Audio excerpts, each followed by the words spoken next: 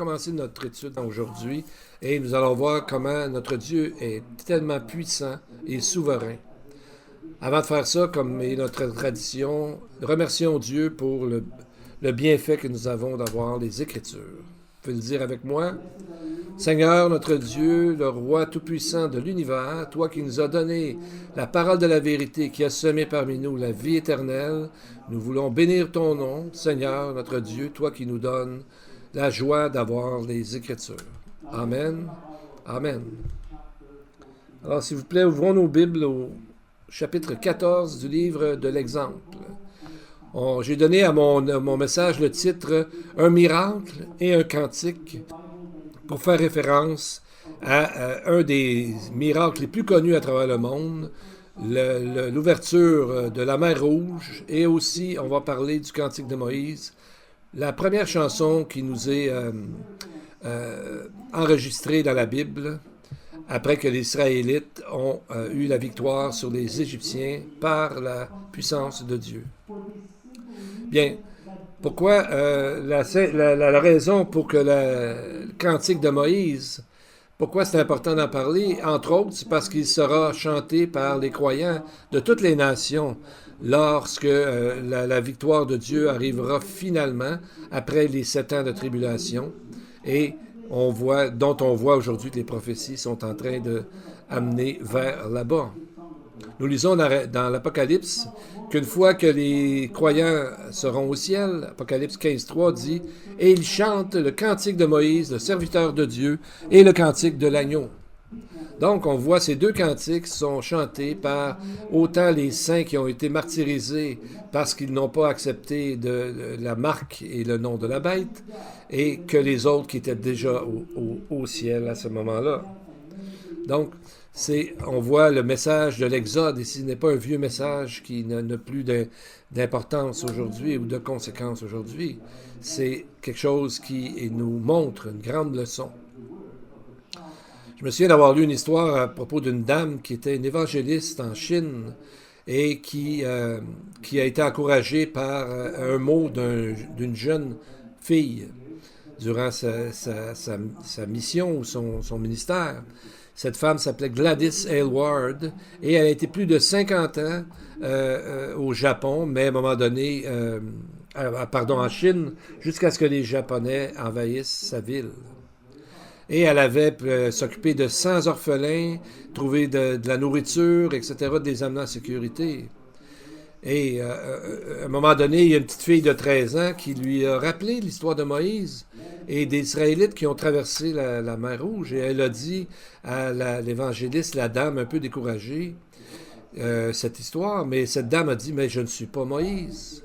Et la petite fille a dit, bien sûr que non, tu n'es pas Moïse, mais Jéhovah est toujours Dieu. Donc Dieu est toujours le même et pour toujours. Et c'est un ancre pour nous. Donc approchons les Écritures, les prophéties avec l'esprit de cette petite fille-là qui dit que Dieu est toujours le même aujourd'hui, éternellement. Bien, on va voir maintenant quand Israël est à même bientôt de quitter l'Égypte, mais sous les yeux de son berger, le Seigneur lui-même. Au début, on lit dans Exode 13.17, Dieu ne les conduisit pas par le chemin du pays des Philistins, quoique le plus proche. Donc le Seigneur les a fait faire un détour, oui c'était plus long, mais afin qu'ils n'entrent pas tout de suite dans des problèmes de guerre et que ça les décourage directement en partant. Et même 40 ans après, lorsqu'ils sont arrivés dans le pays, le Seigneur les a fait entrer dans le pays du côté est, qui était plus long encore à avoir, mais ça l'évitait de passer à travers, si on veut, les Philistins. N'est-ce pas étonnant qu'après plus de 3500 ans, le même endroit, l'endroit des Philistins qu'aujourd'hui on appelle la bande de Gaza, est toujours un problème pour Israël, comme ça a toujours été à travers les rois de Juda, à travers l'histoire biblique que nous connaissons. Maintenant, qu'est-ce que Pharaon disait au sujet de ses intentions contre Israël? Exode 15.9. Je poursuivrai, je les atteindrai, je partagerai le butin. Ma vengeance sera assouvie, je tirerai l'épée. On remarque ici les 5 « je ferai telle chose » ici.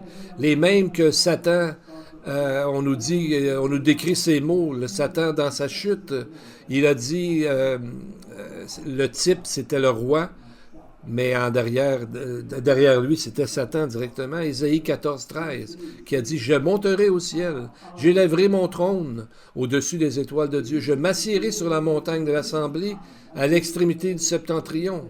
Je monterai sur le sommet des nues, je serai semblable au Très-Haut. » Et comme on dit, qui se ressemble, s'assemble. Ces trois-là, Satan, l'Antichrist et Pharaon, sont de la même genre de personnes. Et on voit de ces événements qui ont rapport au temps de la tribulation, comme on voit dans Apocalypse 15. Et on voit que Pharaon est vraiment un type de l'Antichrist qui va vouloir faire la même chose à la fin. Et les mots que nous lisons dans Exode 15, verset 9, sont des mots forts, parce que bientôt, Moïse va utiliser ces mots dans sa prophétie, dans la prophétie qu'il a donnée à Israël comme avertissement s'il quittait le Seigneur. Et on voit ça dans Lévitique 26, donc avant les 40 ans dans le désert, et l'autre qu'on voit qui parle de ces prophéties, Deutéronome 28. Donc, c'est juste avant qu'ils entrent dans le pays. Moïse utilise 2 fois ce terme-là, se poursuivre, être poursuivi dans Lévitique 26 et dans Deutéronome 28. Et le mot qui sera pris est le mot Nassag, on trouve 2 fois dans Lévitique 26. Et 2 fois dans Deutéronome 28 en tant qu'avertissement. Et le dernier mot, le mot « détruire », on le trouve 2 fois dans Deutéronome 28 et 1 fois dans la prophétie de Psaume 83 où on voit 10 nations voisines d'Israël attaquer Israël ensemble et ils disent, Psaume 83, 12, « Emparons-nous des pâturages de Dieu ». Donc on voit que la diaspora est arrivée à Israël suite à sa désobéissance au commandement de Dieu. Et maintenant, Israël est toujours dans la diaspora et éparpillé à travers tous les pays de la terre. Mais on sait qu'un jour, Dieu va ramener tout ça selon son plan parfait. Donc, on voit les intentions du Pharaon et qu'il ne voulait pas laisser aller Israël. Mais il s'en allait dans un endroit et le Pharaon pensait qu'Israël tournait en rond et qu'il était pris dans un piège, mais dans le fond, c'est le contraire, c'est qu'ils s'en allaient, les Égyptiens, directement dans le piège que Dieu avait préparé. Et c'est là qu'on arrive au miracle qu'on appelle le Kriyat Ham-Souf, le miracle de la mer. Voyez comment le texte est simplement écrit. Exode 14, 21. Moïse étendit sa main sur la mer, et l'Éternel refoula la mer par un vent d'Orient, qui souffla avec impétuosité toute la nuit. Il mit la mer à sec, et les eaux se fendirent. Les enfants d'Israël entrèrent au milieu de la mer à sec, et les eaux formaient comme une muraille à leur droite et à leur gauche. Donc on voit encore, c'est comme un endroit de rêve pour un prédicateur, parce qu'on n'a rien à expliquer. Dans ce sens-là, tout est écrit. Un enfant peut le comprendre, comme Moïse a étendu la main et la mer s'est ouverte et tout à coup, il y a eu 2 murs d'eau qui se sont formés et le fond de la mer est devenu sec. Puis les Israélites ont pu marcher sur le sec, nous dit le texte. Vraiment, il faut s'arrêter et se demander, est-ce que je crois ça? Est-ce que je crois que Dieu peut faire une telle chose? Ces miracles défient la raison et la logique et font appel à la foi, parce qu'à travers la foi, seulement, on peut croire un tel récit. Plusieurs ont essayé de l'expliquer de différentes façons, plus ou moins scientifiques ou un peu bizarres, mais la meilleure façon de le comprendre, c'est d'y croire. C'est ce que Dieu nous dit, on a besoin de la foi.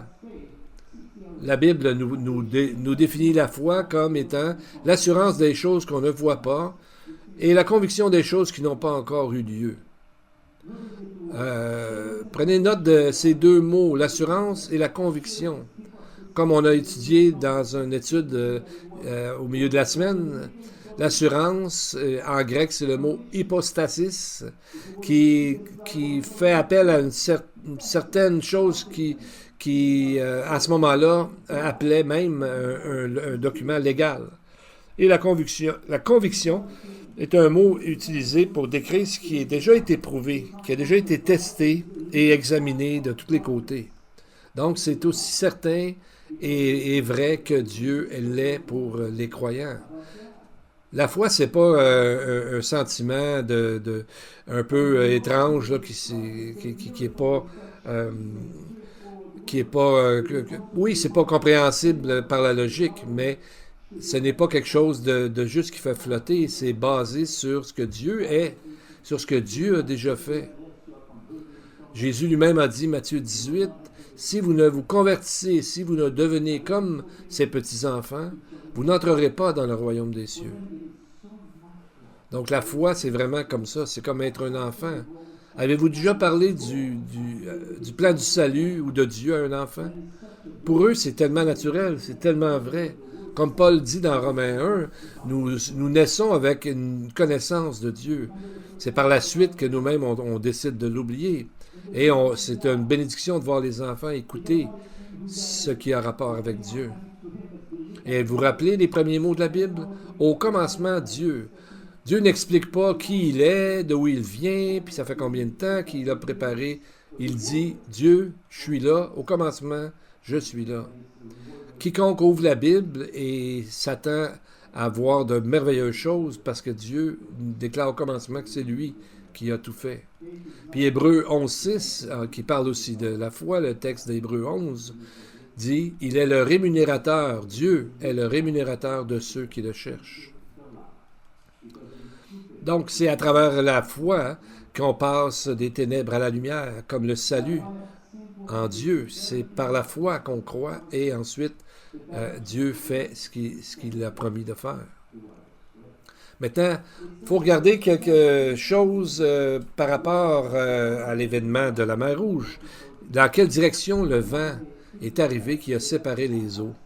Le texte dit un vent d'Orient qui soufflait avec impétuosité toute la nuit. Le problème, quand on regarde ça logiquement, c'est que les Israélites marchaient vers l'est. Donc, c'est comme s'il y aurait eu le vent d'en face. Ça aurait été difficile de marcher de telle façon. Mais il y a probablement une autre façon meilleure pour comprendre ça. C'est que le mot « est » en hébreu est « kadim », qui vient du mot « kadem », qui veut aussi dire « éternité » ou quelque chose d'éternel. Dans Michée 5.2, on dit que le Messie vient de toute éternité. C'est là sa provenance. Donc, il vient de Kedem. On voit souvent Kedem par rapport au temple, c'est l'endroit où l'Esprit est sorti, où l'Esprit va revenir, et c'est toujours à l'est que ces choses-là se passent. Donc on peut voir ce vent comme venant du Seigneur lui-même, de toute éternité, et qui a divisé la mer en deux, entre deux murs, pour faire passer les Israélites. Donc c'était comme des murs qui étaient là, mais c'était de l'eau qui était retenue par la puissance de Dieu. Et pendant qu'Israël devait marcher tout en étant très étonné, on voit que l'Esprit nous parle de ceux qui étaient en arrière, de la troupe, si on veut, et qui pouvaient voir plutôt les Égyptiens, l'armée avec beaucoup de colère. Donc, imaginez-vous, il y avait plus de 3 millions à peu près d'Israélites et ils étaient là en train de traverser la mer qui était ouverte en deux. Et au verset 23, on voit qu'il y a eu des ténèbres qui séparaient les Égyptiens des Israélites qui étaient là. Et les Égyptiens voyaient la même chose que les Israélites, l'ouverture de la mer. Donc, on aurait pu croire que n'importe qui voyait ce miracle se serait converti, mais non.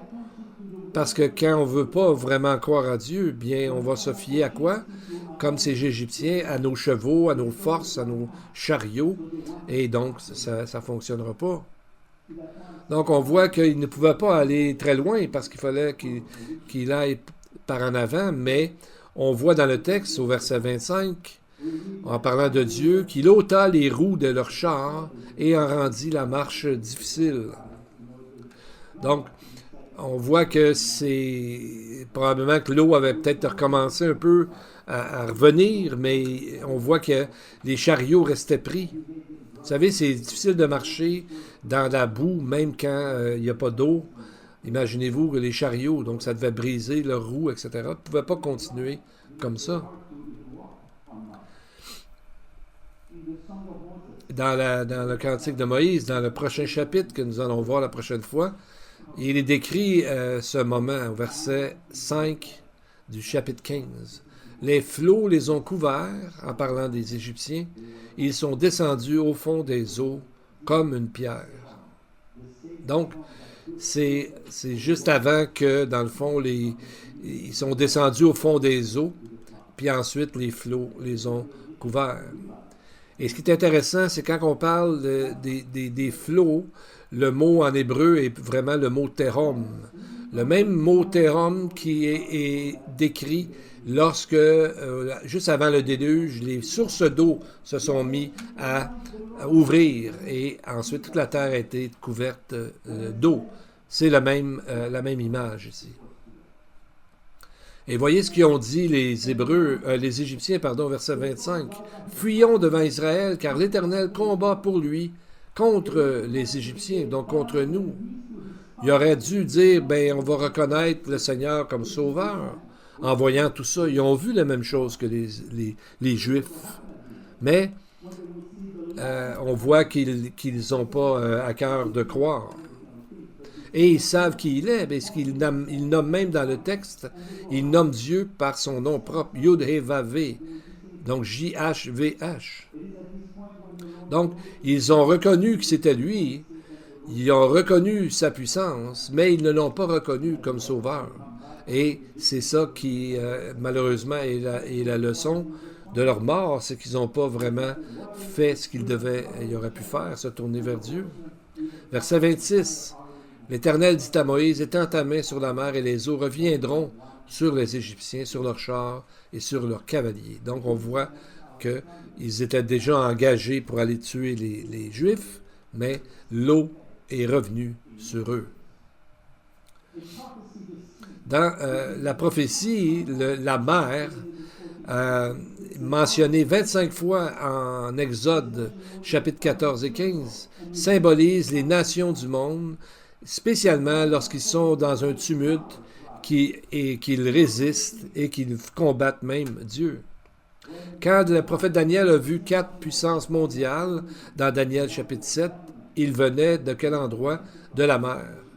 Quand l'apôtre Jean a vu les mêmes animaux que Daniel qui formaient un seul gouvernement mondial mené par l'Antichrist dans Apocalypse 13, cette bête, comme on l'appelle dans le texte, venait d'où? De la mer. Mais on voit que le texte dit que, de même façon, les eaux reviendront sur les Égyptiens. Tout comme pour l'armée d'Égypte, les nations vont vouloir combattre Dieu, mais ils seront anéantis totalement dans le futur.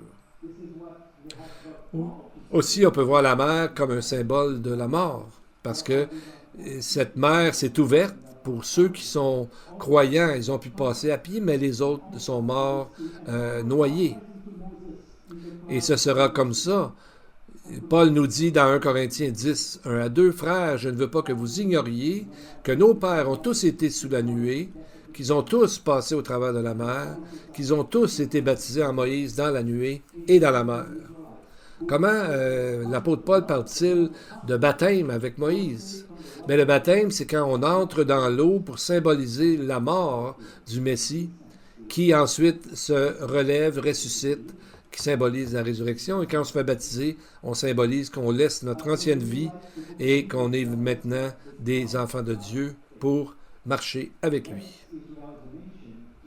Pour ce qui est des Israélites, le livre des Hébreux nous dit qu'ils ont passé par la foi. Donc, Israël est une nation qui est faite d'un reste qui décide de croire, d'un reste de la foi. Hébreux 11, 29 nous dit cela. C'est par la foi qu'ils traversèrent la mer Rouge comme un lieu sec. Et le dernier verset de Exode 14, verset 31 dit « Et le peuple craignit l'Éternel, et il crut en l'Éternel et en Moïse son serviteur. » Et c'est à ce moment-là, sûrement, qu'ils ont commencé à chanter. Et c'est là qu'on arrive au cantique de Moïse, que lui et Israël ont chanté après la victoire que Dieu leur a donnée. Il y a 2 cantiques de Moïse dans la Torah, dans la loi, dans l'Ancien Testament. Un qui commence avec sa vie comme chef d'Israël, et comme les prophéties des temps des fins pour Israël, une fois qu'ils auront passé la mer Rouge dans Exode 15.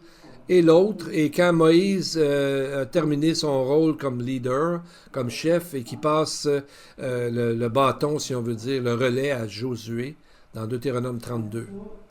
Les 2 cantiques parlent de la victoire glorieuse et la souveraineté de Dieu qui est en contrôle.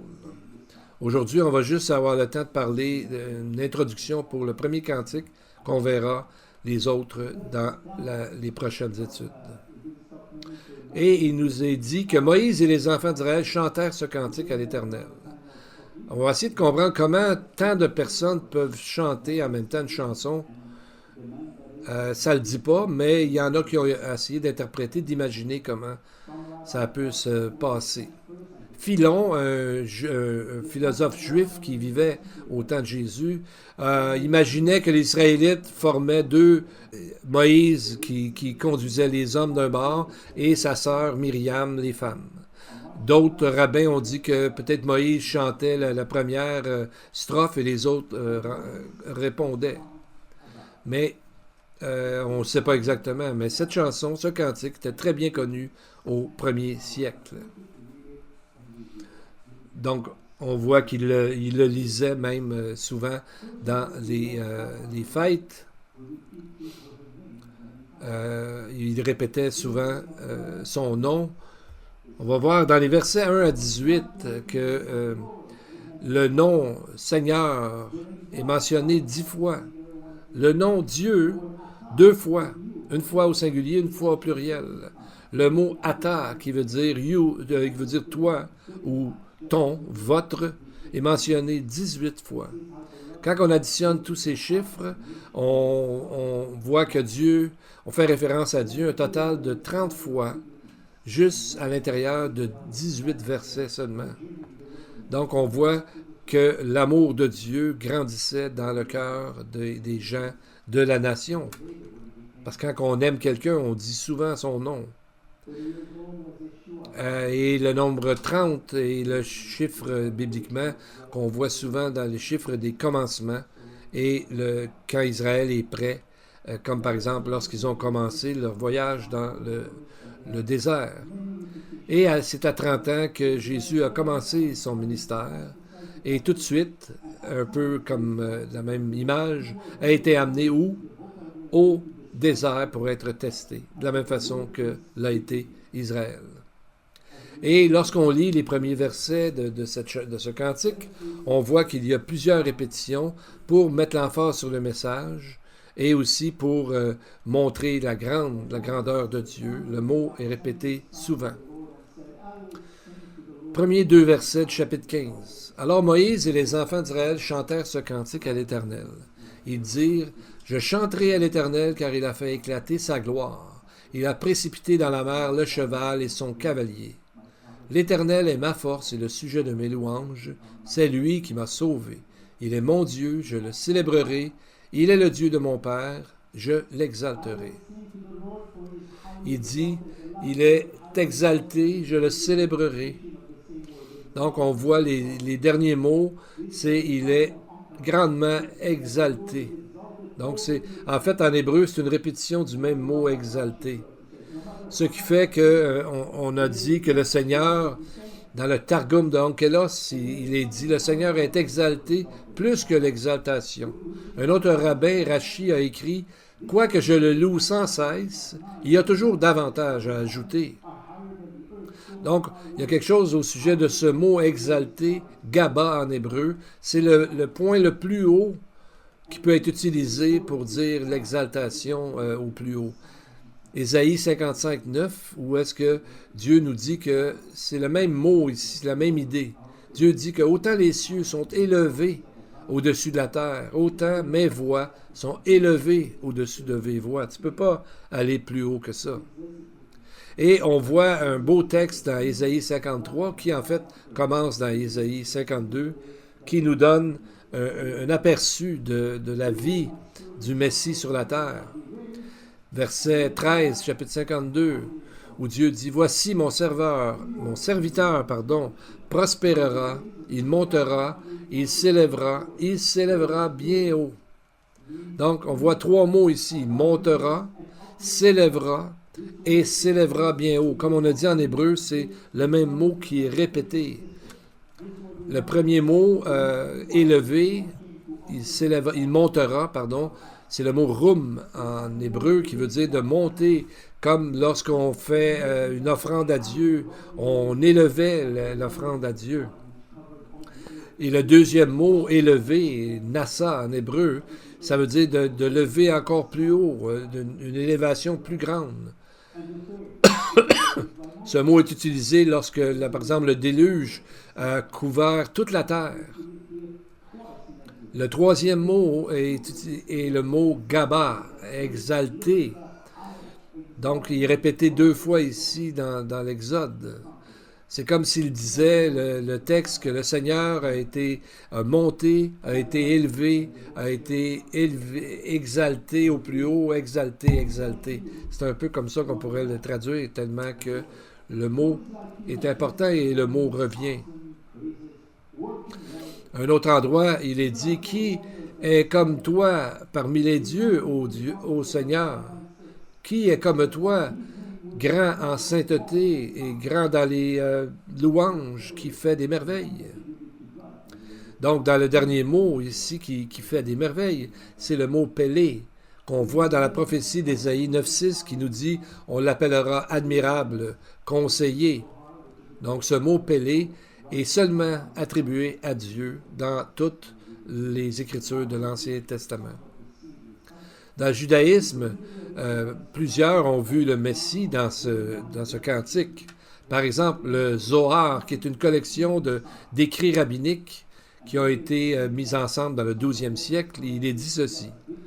Dans l'heure à laquelle le cantique de la mer est récité, la communauté d'Israël est couronnée avec la couronne que le Très-Saint, qui soit béni, a préparée pour le couronnement du Messie roi. Un peu plus loin dans le texte, par rapport au cantique de Moïse, il est dit « Ceci fait référence au moment où arrive le Messie. Ce cantique est donc un cantique pour toute l'éternité. » Encore là, c'est bien du texte du Zohar.